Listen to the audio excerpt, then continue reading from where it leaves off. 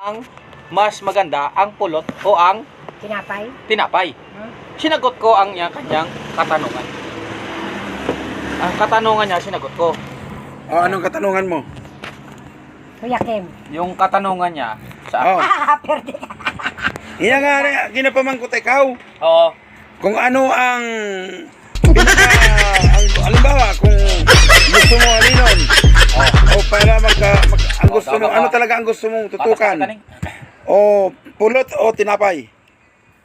Pag ako ang tanungin, Mo na. gusto ko talaga ang tinapay. O, kaya nga gusto mong tinapay.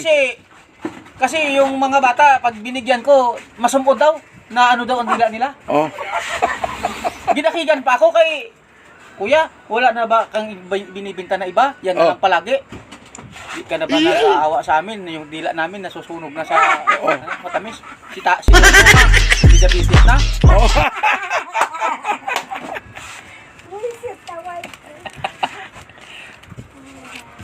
Sabi ko, ganyan Paraan. ng pagkakamo kasi, Ha? yung mga Ano ko no? master baker. Maraming alam na luto ng tinapay yan, mga master baker. Lalo na, maraming talento sa pagmamasa ng tinapay. Eh ako, no read, no write ako. Siyang kain, siyang tuka. Yambal mo gida. Wala akong pinag-aralan. Kaya yun lang ang aking, Pag na, pag... yun lang ang aking kakayahan. Yun lang ang aking kakayahang gawin. Diba? Uy, Lahat lima? Pero, Lahat. hindi ako gumagawa ng yung maganda, nagtatrabaho ka ng patas. tama. Hindi ka na gumagawa ng di ba? O, O, yung mga kung kahit pa paano, kumikita naman, kaysa na magnakaw ka, paglalagyan ka.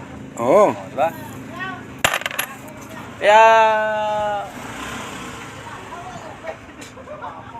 Kaya malaking aral sa akin na mas maganda yung tinapay.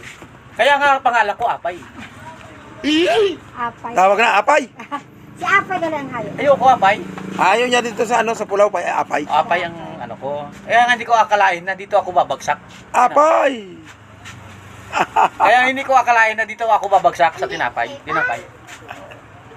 Kaya di ko alam. Kaya siguro baka nakasulat na sa aking kapalaran nung pinanganak ako, nasulat na sa guhit ng aking palad O. na ang magiging aking kapalaran sa tinapayan. Ay, Apay. Kasi yung pangalan ko Apay.